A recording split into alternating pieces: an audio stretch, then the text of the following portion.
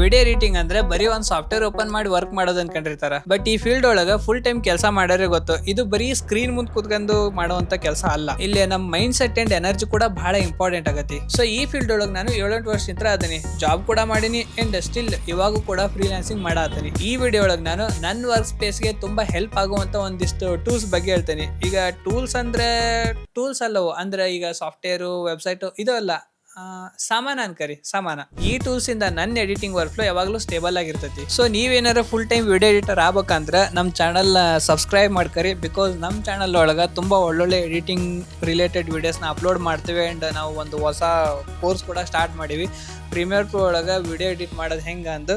So already ಒಂದು 5 part ಅದ್ರೊಳಗೆ upload ಮಾಡೀನಿ. ಸೊ ನಿಮ್ಗೆ ಯೂಸ್ ಆಗ್ಬೋದು, ಓಕೆನಾ? ಸೊ ಬರ್ರಿ ಇವಾಗ ಮೇನ್ ಟಾಪಿಕ್ ಮೇಲೆ ಬರನ್ರಿ. ಸೊ ಮೊದಲನೇದು ಹೆಡ್ಫೋನು. ಎಡಿಟಿಂಗ್ ಅಂದ್ರೆ ಬರೀ ಒಂದು ವಿಡಿಯೋ ಕ್ವಾಲಿಟಿ ಅಥವಾ ಬರೀ ಒಂದು ವಿಡಿಯೋ ಅಷ್ಟಲ್ಲ, ಆ ವಿಡಿಯೋದು ಆಡಿಯೋ ಕೂಡ ಬಹಳ ಇಂಪಾರ್ಟೆಂಟ್ ಆಗತ್ತೆ. ಅಂಡ್ ಈ ಎಡಿಟಿಂಗ್ ಅನ್ನೋದು ಬರೀ 1 ತಾಸು ಅಥವಾ 2 ತಾಸನೇ ಮುಗಿಯಂತ ಕೆಲಸ ಅಲ್ಲ. ಇದಕ್ಕೆ ಏನೇ ಇಲ್ಲ ಅಂದ್ರೂ ಮಿನಿಮಮ್ ಒಂದು 7 to 8 hours ಬೇಕೇ ಬೇಕು. ಅಂಡ್ ಇನ್ನು ಕೆಲವೊಂದು ಎಡಿಟಿಂಗ್ ಹೆಂಗಿರ್ತಾವ ಅಂದ್ರೆ ಫುಲ್ ಡೇ ಕುತ್ಕೊಂಡ್ರು ಕೂಡ ಮುಗಿಯಂಗಿಲ್ಲ. ಸೊ ಅಂತ ಟೈಮ್ ಒಳಗ ಒಂದು ಬೆಸ್ಟ್ ಕಂಫರ್ಟೇಬಲ್ ಹೆಡ್ಫೋನ್ ನಮ್ಮ ಹತ್ರ ಇರಬೇಕು. ಅದ್ರ ಜೊತೆಗೆ ಲೈಟ್ ವೇಟ್ ಇರಬೇಕು. ಅಂಡ್ ನಾವು ಆ ಹೆಡ್ಫೋನ್ ಹಾಕೊಂಡು ವರ್ಕ್ ಮಾಡ್ಬೇಕಾದ್ರೆ ನಮ್ ಕಿವಿ ಪೇನ್ ಆಗ್ಬಾರ್ದು. ಅಂದ್ರೆ ಆ ಹೆಡ್ಫೋನ್ ಹಿಂಗ್ ಇಟ್ಟಾಗ ಕಿವಿ ಮೇಲೆ ಪ್ರೆಷರ್ ಅದೆಲ್ಲ ಆಗ್ಬಾರ್ದು. ಸೌಂಡ್ ಅಂತೂ ಕ್ರಿಸ್ಪ್ ಅಂಡ್ ಕ್ಲಿಯರ್ ಇರಲೇಬೇಕು. ಸೊ ಅದ್ರೊಳಗಂತೂ ನೋ ಕಾಂಪ್ರಮೈಸ್. ಬಿಕಾಸ್ ಈ ಮಾತು ಯಾಕೆ ಹೇಳಾಕತ್ತೀನಿ ಅಂದ್ರೆ, ಇವಾಗ ನೀವು ಒಂದು ವಿಡಿಯೋನ ಎಡಿಟ್ ಮಾಡಕತ್ತೀರಿ ಅಂದ್ರೆ ಅದರ ಆಡಿಯೋನ ಪದೇ ನೀವು ಪ್ಲೇ ಮಾಡೋದು, ಪಾಸ್ ಮಾಡೋದು, ರಿಪೀಟ್ ಅದೆಲ್ಲ ಮಾಡ್ತಾ ಇರ್ತೀರಿ. ಅಂಡ್ ಇದ್ರೊಳಗೆ ಬರೀ ಅದಷ್ಟೇ ಅಲ್ಲ, ಬ್ಯಾಕ್ ಗ್ರೌಂಡ್ ಮ್ಯೂಸಿಕ್ ಹಾಕೋದಾಗಿರ್ಬೋದು, ಅಥವಾ ಸೌಂಡ್ ಇಫೆಕ್ಟ್ಸ್ ಹಾಕೋದಿರ್ತೈತಿ, ಅಥವಾ ಆಡಿಯೋ ಒಳಗಿರೋ ನಾಯ್ಸ್ ನ ರಿಮೂವ್ ಮಾಡೋದಿರ್ತೈತಿ. ಸೊ ಇಷ್ಟೆಲ್ಲ ಸುಮಾರು ಕೆಲಸ ಇರ್ತಾವೆ. ಸೊ ಅಂತ ಟೈಮ್ ಒಳಗ ಆ ಹೆಡ್ಫೋನ್ ಏನಾರ ಅನ್ಕಂಫರ್ಟೇಬಲ್ ಇತ್ತಂದ್ರೆ ನಿಮ್ಗೆ ಆ ವರ್ಕ್ ಒಳಗೆ ಫೋಕಸ್ ಮಾಡಕ್ ಆಗಂಗಿಲ್ಲ. ಅಂಡ್ ನಿಮ್ಗೆ ಕಿವಿ ಪೇನ್ ಆಗೋದು ಅದೆಲ್ಲ ಪ್ರಾಬ್ಲಮ್ ಬರ್ಬೋದು. ಅಂಡ್ ನಿಮ್ಗೆ ಎಡಿಟಿಂಗ್ ಮಾಡಕ್ ಕೂಡ ಇಂಟ್ರೆಸ್ಟ್ ಬರಂಗಿಲ್ಲ. ಸೊ ನೀವೇನ್ ಮಾಡ್ತೀರಿ ಅಂದ್ರೆ, ಎಡಿಟಿಂಗ್ ಅಂತಾನೆ ಸುಮಾರು ಹೆಡ್ಫೋನ್ಸ್ ಇರ್ತಾವ. ಸೊ ಅಮೆಝಾನ್ ಒಳಗೆ ಹೋಗಿ ನೀವು ನೋಡ್ಬೋದು. ಅಂಡ್ ನಾನ್ ಯೂಸ್ ಮಾಡೋದು ಹೇಳ್ಬೇಕಂದ್ರೆ, ಇದು ಸ್ಪಾನ್ಸರ್ ಅಲ್ಲ, ನಾನು AKG K72 ಈ ಹೆಡ್ಫೋನ್ ಯೂಸ್ ಮಾಡ್ತೀನಿ. ಸೊ ಇದು ಹೆಡ್ಫೋನ್ ಯಾವ ತರ ಐತೆ ಅಂದ್ರೆ, ನಾನು ಹಿಂಗ ಕಿವಿಗೆ ಹಾಕೊಂಡೆ ಅಂದ್ರೆ ಅದು ಫುಲ್ ಈ ತರ ಫುಲ್ ಆ ಇಯರ್ ಕಪ್ಸ್ ಇರ್ತಾವಲ್ಲ, ಅದು ಫುಲ್ ನನ್ನ ಕಿವಿಗೆ ಫಿಟ್ ಆಗತಿ.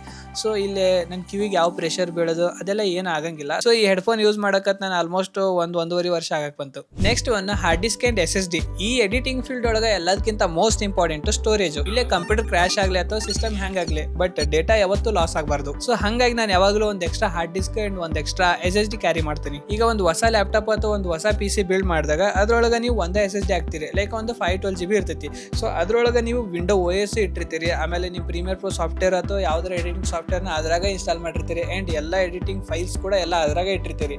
ಸೊ ಇಲ್ಲಿ ಏನಾಕತಿ ಅಂದ್ರೆ, ಜೇರ್ಕರ್ತ ಆ PC ಸ್ಟ್ರಕ್ ಆಯಿತು, ಅಥವಾ ಅದು ಸಡನ್ ಆಗಿ ಕ್ರ್ಯಾಶ್ ಆಯಿತು, ಅಥವಾ ಸಾಫ್ಟ್ವೇರ್ ಏನಾಗ್ಬಿಡ್ತು, ಅಥವಾ OS ಏನಾಗ್ಬಿಡ್ತು. ಸೊ ಅಂಥ ಟೈಮ್ ಒಳಗೆ ಅದಕ್ಕೊಂದು ಹೊಸ OS ಹಾಕ್ಬೇಕನ್ನೋ ಪರಿಸ್ಥಿತಿ ಒಳಗೆ ಬಂದಾಗ ಅದ್ರೊಳಗಿರೋ ಎಲ್ಲ ಡೇಟಾ ಕಂಪ್ಲೀಟಾಗಿ ಡಿಲೀಟ್ ಆಗಿಬಿಡ್ತೈತಿ. ಸೊ ಈ ಥರ ಪ್ರಾಬ್ಲಮ್ ಎಲ್ಲ ಬರಬಾರ್ದು ಅಂದ್ರೆ ಯಾವುದಕ್ಕೂ ಒಂದು ಎಕ್ಸ್ಟ್ರಾ SSD ಅಥವಾ ಒಂದು ಎಕ್ಸ್ಟ್ರಾ ಹಾರ್ಡ್ ಡಿಸ್ಕ್ ಇಟ್ಕೊಂಡಿರ್ರಿ. ಸೊ ಎಕ್ಸ್ಟ್ರಾ ಇರೋದ್ರಿಂದ ಏನಾಕತಿ ಅಂದ್ರೆ, ನಿಮ್ಮ PC ಹ್ಯಾಂಗರ್ ಆಗಲಿ ಅಥವಾ ಏನಾರು ಆಗಲಿ ನಿಮ್ಮ ಹತ್ರ ಹಾರ್ಡ್ ಡ್ರೈವ್ ಇರ್ತೈತಿ. ಸೊ ಅದ್ರೊಳಗೆಲ್ಲ ಬ್ಯಾಕಪ್ ಇರ್ತೈತಿ. ಸೊ ಹಾಗಾಗಿ ಅಟ್ಲೀಸ್ಟ್ ನೀವು 1 ಇಲ್ಲ 1.5 TB ಒಂದು ಹಾರ್ಡ್ ಡಿಸ್ಕ್ ಕ್ಯಾರಿ ಮಾಡೋದು best. Next dairy and sticky notes. ನೀವು ಈ ಫ್ರೀಲಾನ್ಸಿಂಗ್ ವರ್ಕ್ ಮಾಡಬೇಕಾದ್ರೆ ಕ್ಲೈಂಟ್ಸ್ ಕಡೆಯಿಂದ ಅವಾಗ ಚೇಂಜಸ್ ಬರ್ತಾ ಇರ್ತಾವೆ. ಆ ಚೇಂಜಸ್ ನೀವು ಎಲ್ಲರೂ ನೆನಪಿಟ್ಕೊಳಕ್ ಆಗಂಗಿಲ್ಲ. ಸೊ ಅಂತ ಟೈಮ್ ಒಳಗೆ ಕ್ಲೈಂಟ್ ಹೇಳಿರೋ ಚೇಂಜಸ್ನೆಲ್ಲ ನೀವು ಒಂದು ಡೈರಿ ಒಳಗೆ ನೋಟ್ ಡೌನ್ ಮಾಡ್ಕೊಂಡ್ರಿ ಅಂದ್ರೆ ನೆಕ್ಸ್ಟ್ ಟೈಮ್ ಎಡಿಟಿಂಗ್ ಮಾಡ್ಬೇಕಾರೆ ಸೊ ಆ ಚೇಂಜಸ್ ಎಲ್ಲ ನೋಡ್ಕೊಂಡು ಪಟ್ ಆ ಕೆಲಸ ಮುಗಿಸ್ಬಿಡ್ಬೋದು. ಅಂಡ್ ಇಲ್ಲಿ ಸ್ಟಿಕಿ ನೋಟ್ ಕೂಡ ತುಂಬಾ ಹೆಲ್ಪ್ ಆಗತ್ತೆ. So day to day life ಒಳಗೆ ನಾವು ಎಡಿಟಿಂಗ್ ಕುತ್ಕೊಂಡಾಗ ನಮ್ಮ ಹತ್ರ ಏನೇನು ವರ್ಕ್ ಐತಿ ಅಥವಾ ಏನೇನು ವರ್ಕ್ ಮಾಡ್ಬೇಕು ಅಥವಾ ಯಾವ ವರ್ಕ್ ಫಸ್ಟ್ ಸ್ಟಾರ್ಟ್ ಮಾಡ್ಲಿ ಅಂತ ಹೇಳಿ ಬಹಳ ಕನ್ಫ್ಯೂಷನ್ ಇರ್ತೈತಿ.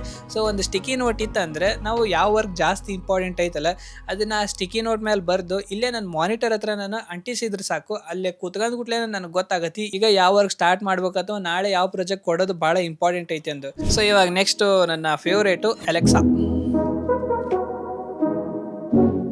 ಡೌಟ್ ಇತ್ತು, ಆನ್ ಆಗೇ ಬಿಡ್ತು.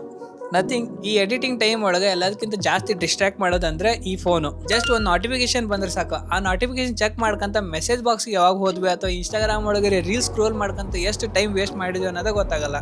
ಸೊ ಇಲ್ಲಿ ನಮ್ಮ ಎಲ್ಲ ವರ್ಕ್ ಫ್ಲೋ ಬೆಂಕಿ ಹತ್ತಿ ಹೋಗ್ಬಿಡ್ತು. ಹಂಗ ಆಗ್ಬಾರ್ದು ಅಂತಾನೆ ಹೇಳಿ ಈ ಎಲೆಕ್ಸಾ ಅದಳಲ್ಲ ಈಕಿ ನಿಮ್ಗೆ ಸಣ್ಣ ಪುಟ್ಟ ವಿಚಾರದಾಗ ಬಹಳ ಹೆಲ್ಪಿಗೆ ಬರ್ತಾಳ. ಲೈಕ್ ಈ ಅಲಾರಾಮ್ ಸೆಟ್ ಮಾಡೋದಿರ್ಬೋದು ಅಥವಾ ಏನಾರ ಇಂಪಾರ್ಟೆಂಟ್ ರಿಮೈಂಡರ್ ಸೆಟ್ ಮಾಡ್ಬೋದು. ಅಂಡ್ ಇನ್ನೊಂದು ಮಸ್ತ್ ಅಂದ್ರೆ ಎಡಿಟಿಂಗ್ ಮಾಡಬೇಕಾರೆ ಒಂದು ಸ್ಮೂತ್ ಬ್ಯಾಕ್ ಗ್ರೌಂಡ್ ಮ್ಯೂಸಿಕ್ ಏನಾರ ಒಂದು ಪ್ಲೇ ಆಗ್ತಾ ಇರ್ಬೇಕಪ್ಪ. ಸೊ ಅಂತ ಟೈಮ್ ಒಳಗೆ ಫೋನ್ ಓಪನ್ ಮಾಡಿ ಸ್ಪೀಕರಿಗೆ ಕನೆಕ್ಟ್ ಮಾಡಿ ಅದರದೆಲ್ಲ ಏನು ಕಿರಿಕಿರಿನೇ ಇರಲ್ಲ.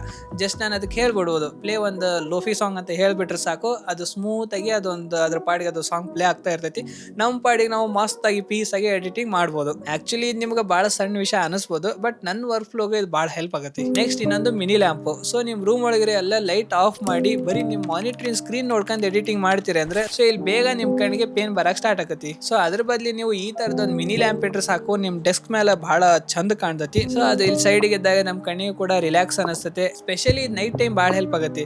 ಇಲ್ಲೇ ಬೇರೆದವ್ರಿಗೂ ಯಾರಿಗೂ ಡಿಸ್ಟರ್ಬ್ ಆಗಂಗಿಲ್ಲ. ಅಂಡ್ ಇದು ಒಂಥರ ಟೇಬಲ್ ಲ್ಯಾಂಪ್ ತರನು ಯೂಸ್ ಆಗತಿ. ಜಸ್ಟ್ ನಾನು ಇದು ಆನ್ ಮಾಡ್ಕೊಂಡು ವರ್ಕ್ ಮಾಡ್ಬೇಕಾರೆ ನನ್ನ ಟೇಬಲ್ ಮೇಲೆ ಬೆಳಕು ಇರ್ತೈತಲ್ಲ, ಸೊ ನಾನು ಏನಾರ ಬರೆಯೋದಿತ್ತು ಅಥವಾ ಅವಾಗಲೇ ನಾನು ಸ್ಟಿಕ್ಕಿ ನೋಡ್ ಹೇಳಿದ್ನಲ್ಲ, ಸೊ ಅದೆಲ್ಲ ನೋಡ್ಕೊಂಡು ಇಲ್ಲಿ ಬರೆಯೋಕು ಕೂಡ ನಮ್ಗೆ ಒಂದು ಬೆಳಕು ಇರ್ತೈತಿ. Next comfortable chair. ಇದು ಸ್ಪೆಷಲಿ ನಮ್ಮ ಹೆಲ್ತ್ಗೆ. ಎಡಿಟರ್ ಕೆಲಸ ಬರೀ ಕ್ರಿಯೇಟಿವಿಟಿ ಅಷ್ಟಲ್ಲ, ಅದಕ್ಕೆ ನಮ್ಮ ಬಾಡಿ ಕೂಡ ಸಪೋರ್ಟ್ ಮಾಡ್ಬೇಕು. ಡೈಲಿ ನಾವು 7-8 ತಾಸು ಕೂತ್ಕೊಂಡು ಕೆಲಸ ಮಾಡ್ಬೇಕಂದ್ರೆ ಇಲ್ಲಿ ನಮ್ಗೆ ನಾರ್ಮಲ್ ಚೇರ್ ಅಂತೂ ಸಪೋರ್ಟ್ ಮಾಡಂಗಿಲ್ಲ. ಇಲ್ಲಿ ಚೇರ್ ಕಂಫರ್ಟೇಬಲ್ ಇಲ್ಲ ಅಂದ್ರೆ back pain, neck pain and slowly posture problem ಕೂಡ ಬರ್ತೈತಿ. ಆಲ್ರೆಡಿ ಈ ತರ ಯಾರಿಗಾರ ಫೀಲ್ ಆಗತ್ತಿದ್ರೆ ಕಮೆಂಟ್ ಒಳಗೆ ತಿಳಿಸ್ರಿ. ಸೊ ನಾವು ಏನೋ ಒಂದು ಇಂಪಾರ್ಟೆಂಟ್ ವರ್ಕ್ ಮಾಡಕತ್ತಾಗ ಬಾಡಿ ಪೇನ್ ಆಗಕತ್ರ ಯಾವ ಆಂಗಲ್ ಇಂದ ನಮ್ಗೆ ಆ ವರ್ಕ್ ನ ಕಂಪ್ಲೀಟ್ ಮಾಡಕ್ ಆಗಂಗಿಲ್ಲ. ಹಂಗಂತ ನಾನು ನಿಮಗೆ ಎಕ್ಸ್ಪೆನ್ಸಿವ್ ಗೇಮಿಂಗ್ ಚೇರ್ ತಗೋರಿ ಅಂತ ಹೇಳತ್ತಿಲ್ಲ.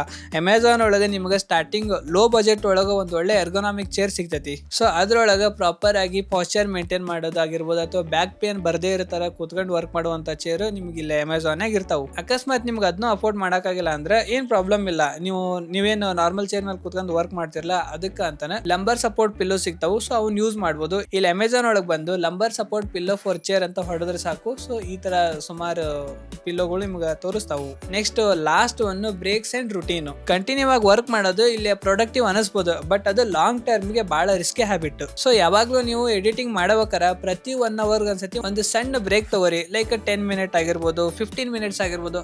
ಅದಕ್ಕಿಂತ ಜಾಸ್ತಿ ಇಲ್ಲ. ಬ್ರೇಕ್ ತಗೊಂಡ್ ಮೊಬೈಲ್ ಯೂಸ್ ಮಾಡಕ್ ಹೋಗ್ಬೇಡ್ರೆ ಮತ್ತೆ ಲೈಟ್ ಆಗಿ ಅಲ್ಲೇ ವಾಕ್ ಮಾಡ್ರಿ, ಬಾಡಿನ ಸ್ಟಿಚ್ ಮಾಡ್ರಿ. ಇದರಿಂದ ನಿಮ್ ಟೈಮ್ ವೇಸ್ಟ್ ಆಗಲ್ಲ ಅಂಡ್ ನಿಮ್ ಫೋಕಸ್ ನ ರೀಸೆಟ್ ಮಾಡ್ತೈತಿ ಅಂಡ್ ಹೊಸ ಐಡಿಯಾಸ್ ಗೆ ಹೆಲ್ಪ್ ಆಗತಿ. ಸೊ ನೀವು ಲಾಂಗ್ ಟರ್ಮ್ ವಿಡಿಯೋ ಎಡಿಟಿಂಗ್ ಮಾಡ್ಬೇಕಂದ್ರೆ ಈ ಬ್ರೇಕ್ಸ್ ಅಂಡ್ ರೂಟೀನ್ಸ್ ನ ಫಾಲೋ ಮಾಡೋದ್ ಕಲೀರಿ. ಸೊ ಇದಿಷ್ಟು ಇವತ್ತಿನ ವಿಡಿಯೋ ಒಳಗೆ. ಅಂಡ್ ಈ ವಿಡಿಯೋ ಒಳಗೆ ತೋರಿಸಿರಿ ಯಾವ ಪ್ರಾಡಕ್ಟ್ ಅಥವಾ ಏನಾರ ಆಗಿರ್ಬೋದು, ಅದ್ಯಾವ್ದು ಸ್ಪಾನ್ಸರ್ ಅಲ್ಲ, ಎಲ್ಲ ನನ್ನ ಪರ್ಸನಲ್ ಒಪಿನಿಯನ್. ಓಕೆನಾ? ಇವತ್ತಿನ ವಿಡಿಯೋ ಒಳಗೆ ಸಾಕು. ನಾನು ಮತ್ತೆ ಹೊಸ ವಿಡಿಯೋ ಒಳಗೆ ಸಿಗ್ತೇನೆ. ಅಲ್ಲಿ ಮಟ್ಟ ಎಲ್ಲರೂ ಮಿಸ್ ಮಾಡ್ಕರಿ. ಟಾಟಾ, ಬಾಯ್.